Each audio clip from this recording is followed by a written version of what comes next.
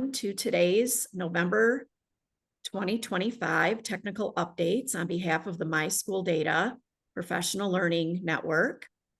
With me today are Christy Martin from Macomb ISD, Cheryl Twitchell representing CEPI, and I am Rhonda Provost, also from Macomb ISD.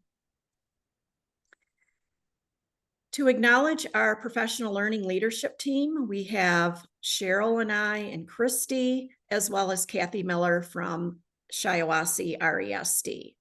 We are the lead stakeholders in this professional learning opportunities that we provide to our stakeholders and statewide opportunities for learning. In this slide deck today, we have a quick links for all of the content that we are going to be covering. And simply what you can do is just click on these links to this content area and it will advance you automatically to that section of the slide deck. We would also ask you to please record your attendance. The link is within the form here, as well as the long link down at the bottom of the page. We've also put that in the chat. Our learning objectives for today include hearing from CEPI on recent released reports, coming soon, and any new developments with the MISchoolData portal. Also understanding how to activate the MyLogin for Business if needed, and also manage ISD and local user accounts. Explore the professional learning resources and some of the new ones that we have available to technical administrators that you can share at the local ISD region and state levels. And then after all of this content today, our goal is for you to transfer this learning into effective and actionable account administration. Just to recognize our statewide leadership team, we are represented by the MESA regions, the 10 regions in Michigan. And as you can see, we have representation from all over our great state. This group also just met on Monday, so we have some new items to share with you later in the presentation. And we're excited. This group is a wealth of talent and represent all things MISchoolData, among other opportunities that they have in their roles. So our agenda, we're going to start out with our PD.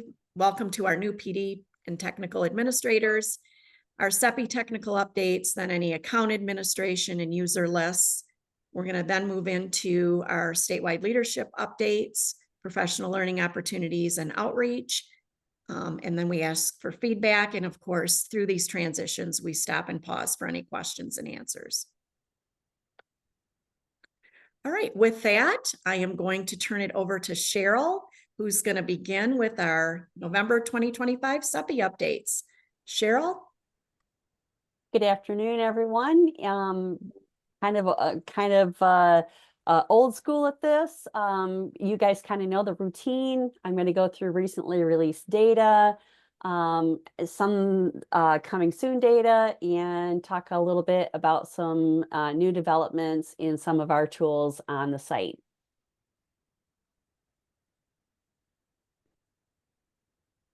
Okay, so recently released, there's been quite a bit moving along. We've got at-risk student data that's in preview right now and will be public sometime this week, as well as the continuity of service and special education. There's both the service comparisons and the service pathways, English learner student growth, and the Michigan Education Staff EFA. And of course, the school index is the most recent of anything that is currently in preview. And we recently released the parent dashboard teacher retention data as well. Next slide will show you what's coming soon. We've got educator effectiveness data that's coming, a couple of metrics on the English learner dashboard. Your English learners exited from the EL services and the former English learner students.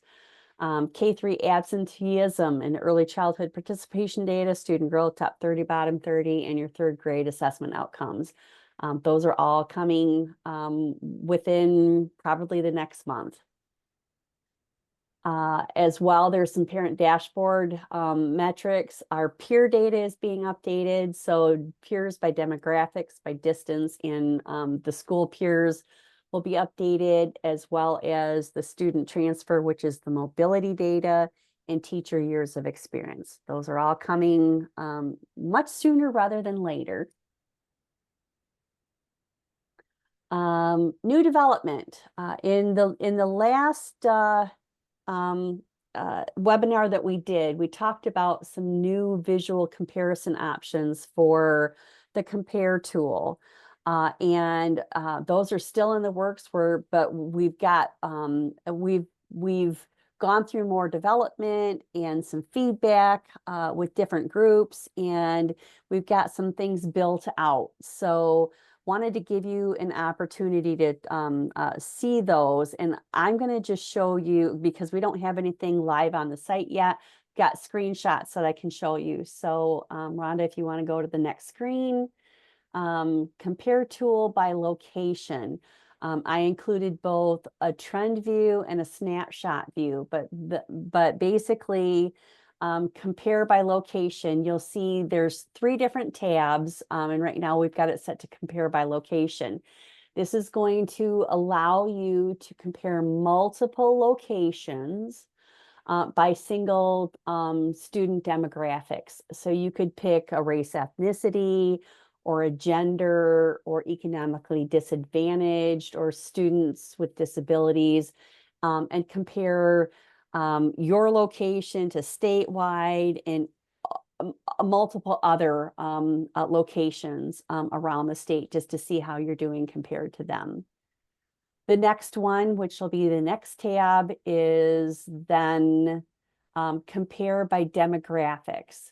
And this is going to allow you to pick a single location and compare that to several different demographics. So unlike the location, you can select multiple different demographics. So if you wanted to see by grade and by race and by gender all at the same time, you could pick those for a single location and view those, and again in the trend and snapshot view. And then the last one that we're planning on adding is the compare by metrics. And that's kind of the same thing, a single location, then being able to compare by multiple different metrics. And when we say metrics, there's a different drop down. It's not the student demographics, or it's the next menu down where it says view setting, or multiple, what does it say, selections.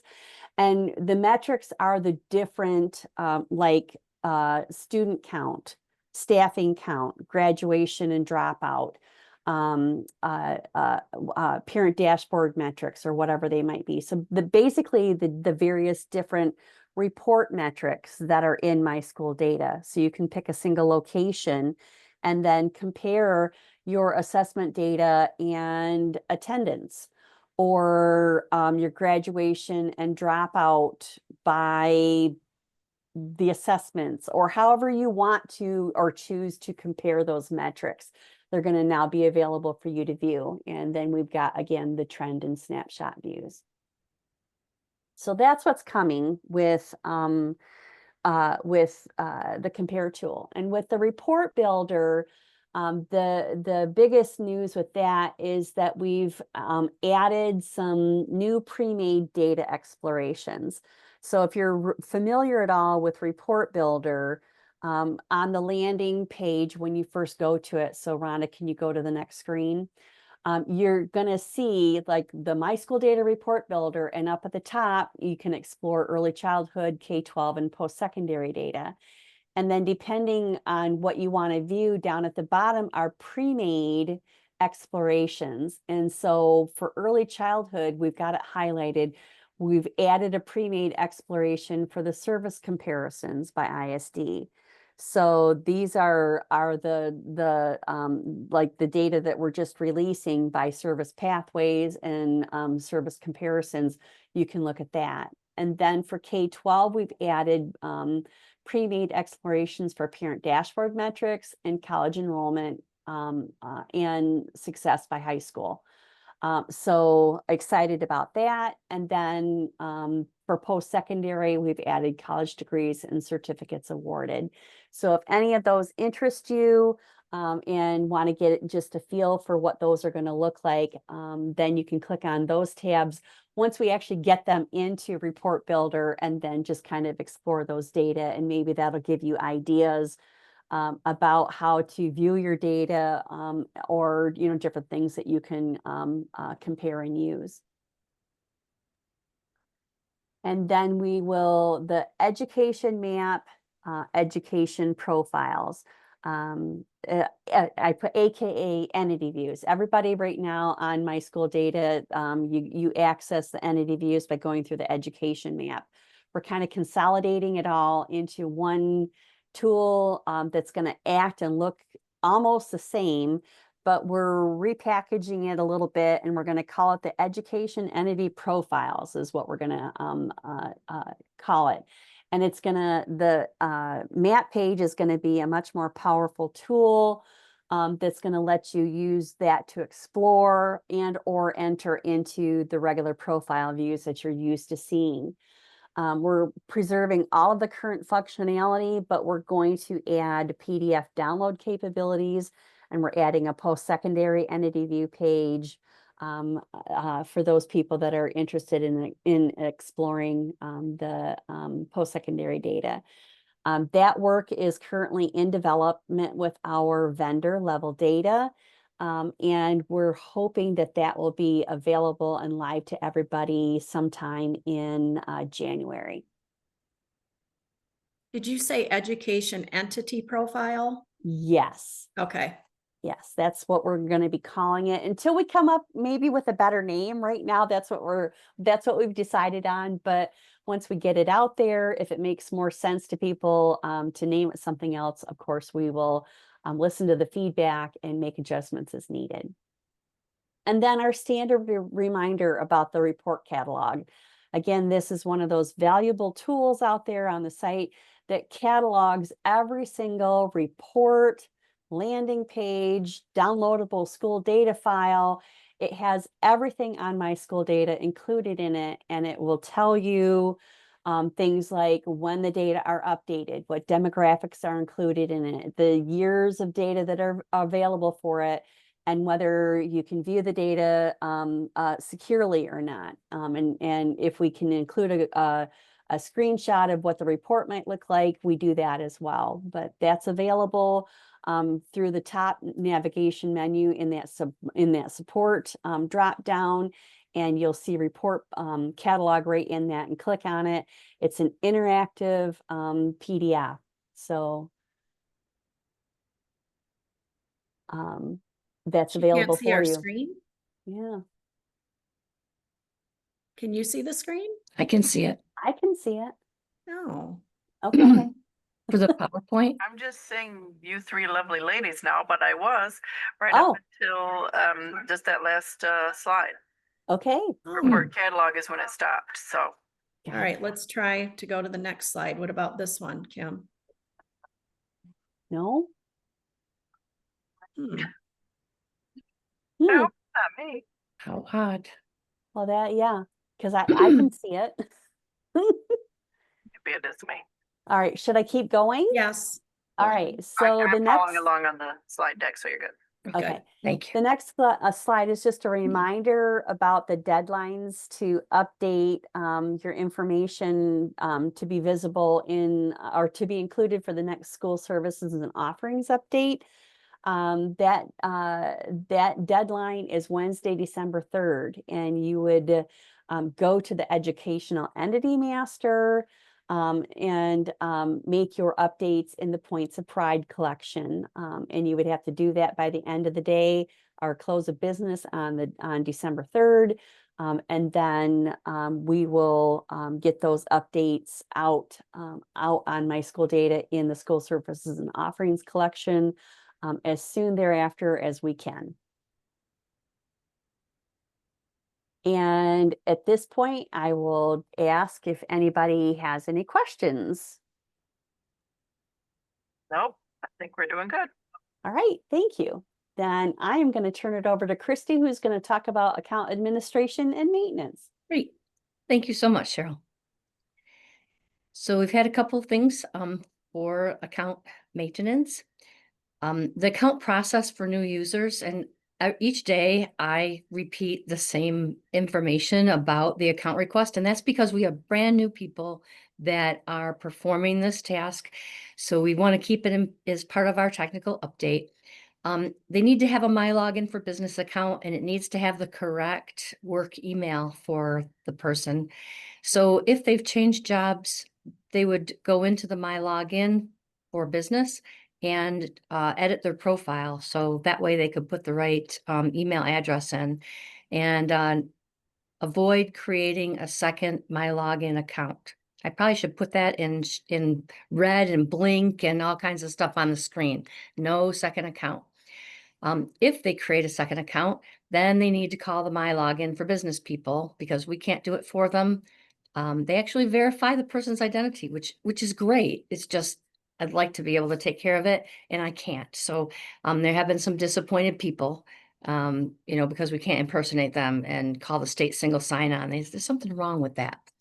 So anyway, they would create that business account in the MyLogin, and they'd request access by looking at exploring services or find services, choose CEPI, the Center for Education Performance and Information, and then choose the MISchoolData, which is about 3/4 down the page. It is alphabetized, so just have to go to the M's. Once you do that, you will receive an email verification that says "Do not reply" on the top of it. So you'll notice it in your inbox right away. It looks different. And when you open that up, and that way, once that's open, it kind of sends a note back to say, hey, the email has been validated. Now, once you've done that, you will see the MISchoolData as part of your MyLogin for Business profile. It'll show you what you have access to. So if you have access to other CEPI applications, they'll show up there too. So, but now you'll have the MISchoolData. The next step will be to turn in your form to the ISD Technical Administrator, and the account form is linked. We use that account form to determine which permissions to provide. And those permissions are especially important with the preview that we have for some of the information from the Michigan Department of Education, like School Index, Annual Education Report, and of course the test scores that come from the spring. That form is kept at each ISD. You keep those forms someplace in a file cabinet, or you can scan them in. I've had to go back to mine and pull somebody up if they needed adjustments made and such, and to make sure that they had a secure account. There is a quick start guide for this. It has been updated. So if you have ideas of things that are not in the quick start guide, this particular merry band of technical administrators, you're the ones that we would rely on to give us some input, so we make sure that it's easier for the next person that may be just starting out. So with that, when the one last point is that they would log into MISchoolData, the new account holder would log into MISchoolData with their MyLogin for Business, and they would see a pending note, and that is part of the quick start guide. It'll say pending administrator, waiting for administrator. Once you have that, then you as technical contacts will be able to see that record and be able to attach the permissions and such to it. So that's sometimes what the call will come in. They say, I can't get in. The person's saying they can't get in, and I'll say, you know what? Ask them to send you a picture from their phone or a screen capture of that message that says their account is pending. And that seems to really help, because the folks are able to get in, and us technical administrators are able to add those permissions to their account.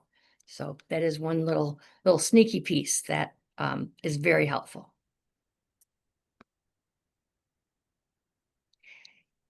There is a document that is part of our user administration. It's a whole MyLogin guide that goes screen by screen on what someone would see in the My Login for Business. And at the end, it gives that special number to call into the My Login people in case you have a user that's created 2 or 3 accounts and they need to have those eliminated. And it is option 5. So I'm thankful for that. I like that they're doing that. So that way they can get in and make that change.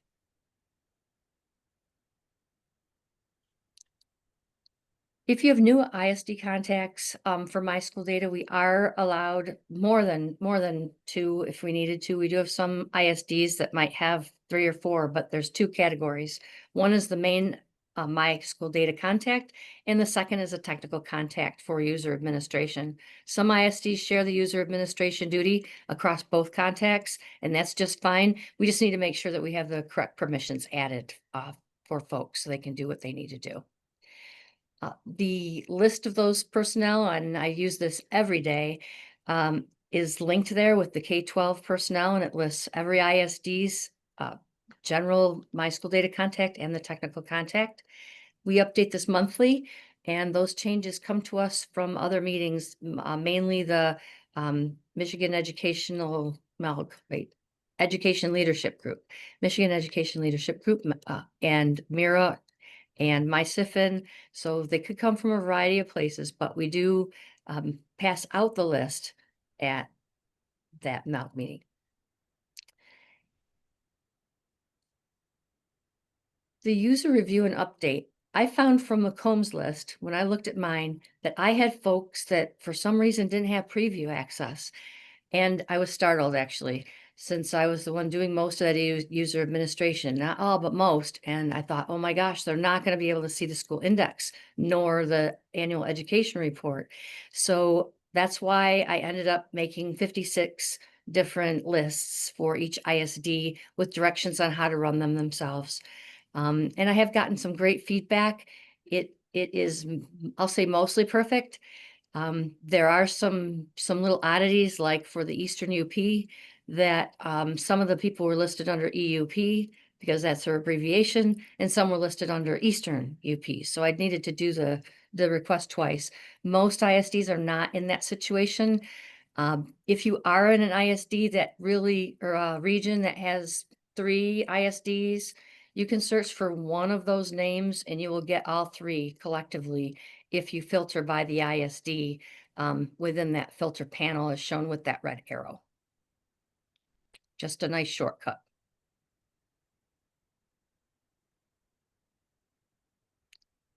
This shows the update process for the general user and also the technical administrator.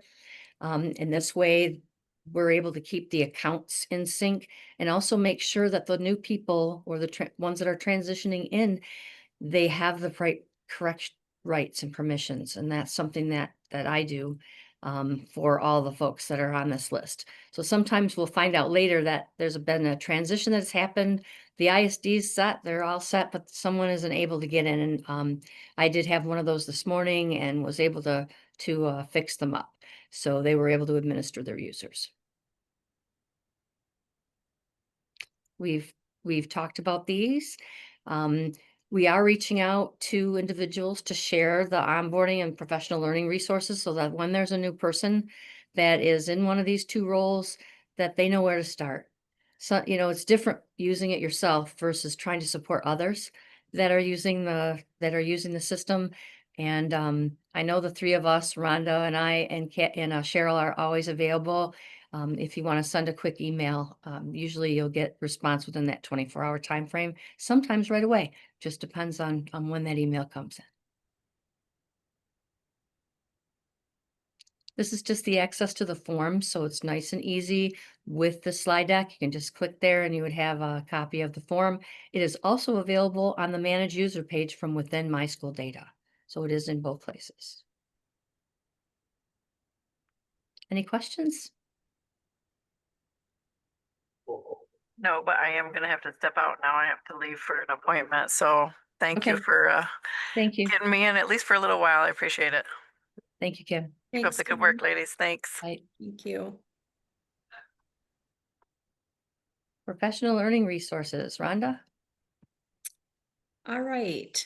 Well, it's not too late to register for our session on Monday, November 17th at Eaton Risa.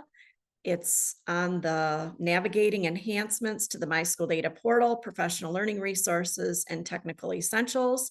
And as Christy mentioned in the previous content, we do have new people coming on board, and we are including them in these opportunities to get more one-on-one learning in a professional setting rather than coming on a Zoom or getting enough information to just get your task completed. We really want to look at the holistic approach and provide this session. So it's not too late to register. If you just click here, it'll take you right to the registration link. You also can earn 6 sketchies because it is a 9 to 3:30 session. So lunch is provided, and we will be making those contacts to those that are registered as a reminder. So hope you can join us. School accountability resources. We are coming soon. We do not have these finalized yet. They are just probably within days of sending to the MISchoolData resources page of the website, but we will have slide decks, overview, and comprehensive. We have an interactive presentation collection where it's one sheet, and then you can click on the links and access how-tos. We also have a quick start guide that's being updated. And then of course, we always make these connections to the Michigan Department of Education. The annual report, we're waiting for those dates to be released, and then those resources will be updated, and you will also be provided with slide decks and quick start guides to navigate the requirements for those reports.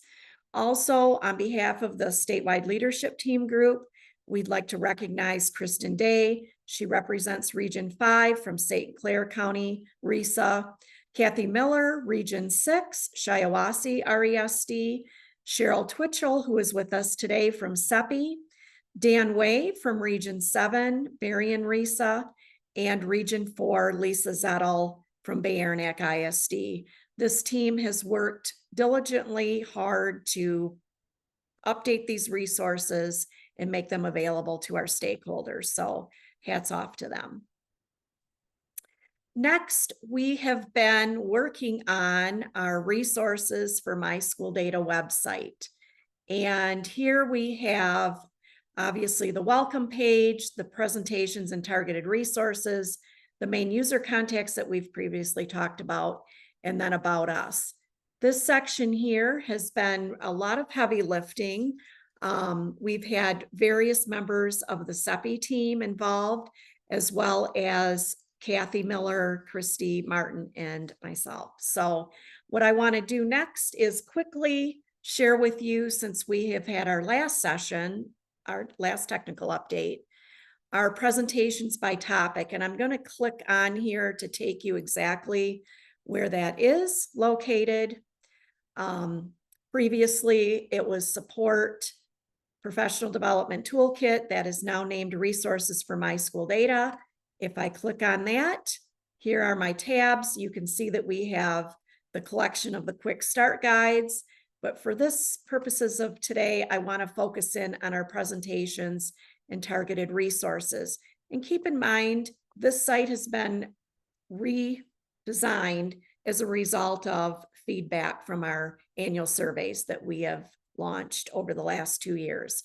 So if you go to the presentations by topic, it's going to provide you with targeted resources for MISchoolData by topic or persona. So if I click here, show more, we now have all of these content areas readily available where you can link into them, you can make a copy, and then customize as you see fit for your specific presentation or stakeholder group that you are presenting to. So a lot of hands have been in that, mainly our statewide leadership team in the development and maintenance. So, and then of course, our end run is providing this to SEPI, and Leanne Conley has been my colleague working with me on that to the production stage. So we're very, very pleased to share that with you today, those accomplishments. And what we are working on is to get the description next to them. This is our ultimate plan of how that will be displayed, but you're seeing it in a sneak peek. So they are out there and it's evolving. All right, next slide.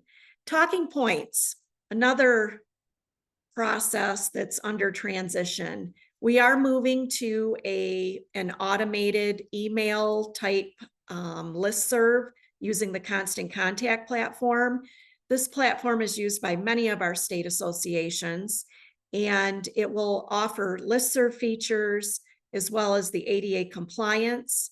And what we're planning for implementation is December to launch our December 2025 talking points through that method.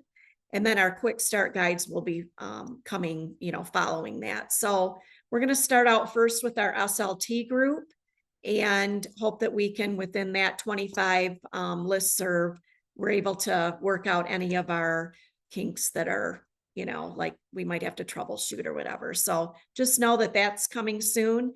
And then our largest listserv, which is our MISchoolData TTT at MISD.net. That one is going to be take a little bit longer just because we have so many names in there, and we'll have to do kind of like a migration process with those emails and cleaning that up. So just to be cautious of that. And then our November talking points are, oh, it says September. It should say November. Click the link and you can get to the talking points where they are currently located in our drive, and they will remain there as PDFs. However, the mailing itself will be going out through that automated process. Our quick guide collection is there, and these have been under some maintenance of effort as well. On Monday, we had our statewide leadership team. We did some work groups and divided these up. And so these are currently getting updated as well. So like Christy said, with my login or the user, if you have any suggestions, please send them our way. And then of course we have our courses that are up and available in EduPass on FERPA compliance, navigating MISchoolData, and then the larger course, which is the professional learning resources and user support, that is our self-paced course. So click into EduPass and you should be able to register for those if you have an interest. Our next webinar session will be January of 26, so into the new year. And we are halfway through completing this one today. So thank you, those of you that were joining us. Here's our quick postcard. And then our upcoming training, presentations, and conferences. November is quite busy, including the fact that we had a statewide leadership team meeting in person all day this month. We have had presentations around the state, and we will be at the Eaton RESA on Monday the 17th, followed by the School Improvement Conference at the Crown Plaza in Lansing on November 19th. And then wrapping up the month will be the MIRA conference, November 21st and 22nd. So hope to see some of you there. What questions might you have? There being none, please remember to record your attendance and any information that you need beyond our session today. Here is your information page, and we ask that you please complete our end of the session survey, feedback survey. So with that, I will stop the recording.